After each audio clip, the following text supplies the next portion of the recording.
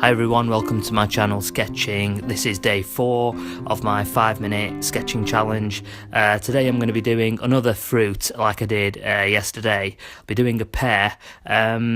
Kind of because I want to test out the brushes in Procreate, and yesterday I did the apple with the acrylic brush, and today I thought I'll try out the watercolour brush and see what effect I can get with it, and how true it is to actual real watercolour.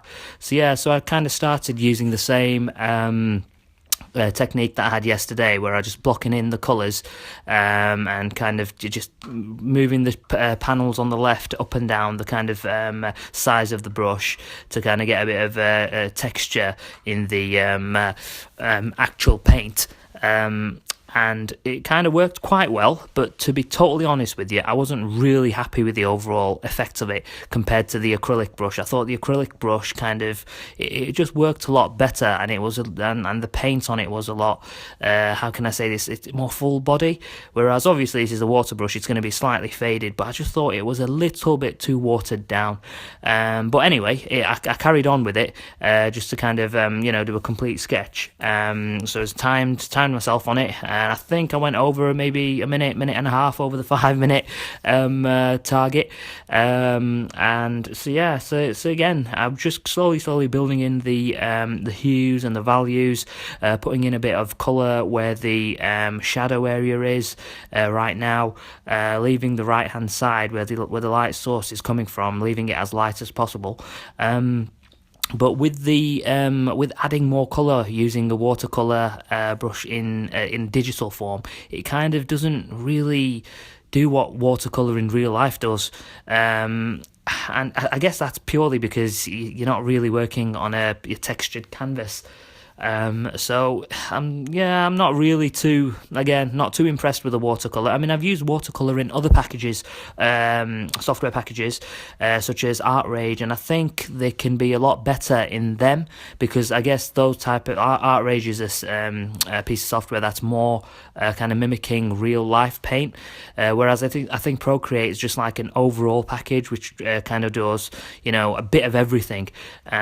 So yeah, from the painting side of things, it's good. It is good. Don't get me wrong, it's not bad, but I think it could be improved. So yes, and coming back to the painting, so I decided to kind of change brushes. I went for a wet acrylic brush and a round brush to kind of add in some of the highlight areas, because I was kind of finding that the highlight was not going in as sharp as I wanted it to be. I didn't want to switch to the pure acrylic brush purely because I wanted it for comparison reasons. And when I come back to this painting in the new year after this challenge is over, I'll do this with real traditional paints, and then I'll be able to show you what the difference is. So yeah, I apologise in advance for sounding a bit groggy. I think I'm going down with a bit of a case of cold flu, purely because it's absolutely freezing right now. I mean, we're getting closer to Christmas and the weather is absolutely freezing. But hey, that's just the way it is. All part of the parcel, isn't it? So you see, so I'm just adding in a bit of details with the brush, making the kind of size of the brush small to kind of put some texture onto it where the colour is, and I was happy with that. But it just kind of you need to do a lot of work with digital compared to real life paints, because you can get a lot of texture just using paper and canvas in real life, and how you use the brush and kind of rotate it, whereas with digital you've got to kind of work it in, and use different angles that might not feel natural, especially if you're used to using traditional art. So I'm kind of going back into the details of it now, using the pencil, the 6B pencil, just to kind of sharpen up the edges, to bring the eye more closer to kind of the dark area. Overall, it's fine. It's a good kind of good go for a 5-minute sketch. But I think I would have probably got better results if I'd used the acrylic brush like I did yesterday.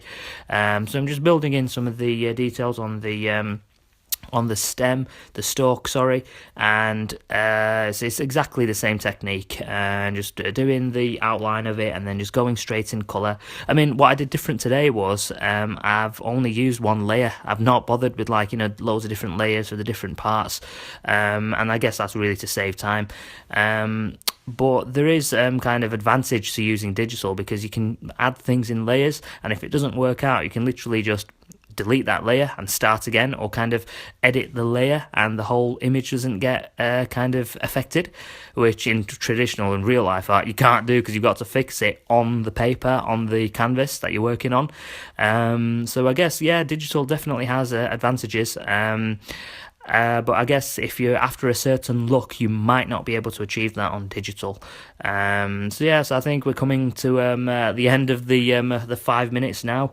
So again, I think the timer went on me stopwatch. So I decided to just kind of like, put in a couple of crosshatch lines to give bit more detail to the darker areas, and at the end of the video, I think I just added a bit of a shadow colour, like I did with the previous drawings, just on the table, adding a bit of shadow. So yeah, so overall, I'm definitely liking the whole experience on the iPad Pro with Procreate. But what I think I might do is I might maybe do a couple of these 5-minute sketches using ArtRage to just kind of change it around a little bit and kind of give a bit of a feel for another piece of software, so we can compare when we come to 2018. What works best, because I think it's to do with the image or the drawing that you're doing. Certain softwares work better. I was having a practice today on doing some just general landscape work, and I was doing it in Procreate, and it worked quite good. Clouds were good, grass was alright, doing kind of landslide areas and trees, that was good, but the kind of overall look wasn't what I was wanting, so I kind of switched over to ArtRage, and I started doing the mountains in the kind of Bob Ross style, where in real life I'd be doing them with a palette knife, and that kind of texture that you get using a palette knife it's very difficult to mimic that on digital. With digital you get preset brushes, but you can also create your own brushes, but to be honest with you, I don't think I'm going to bother with that.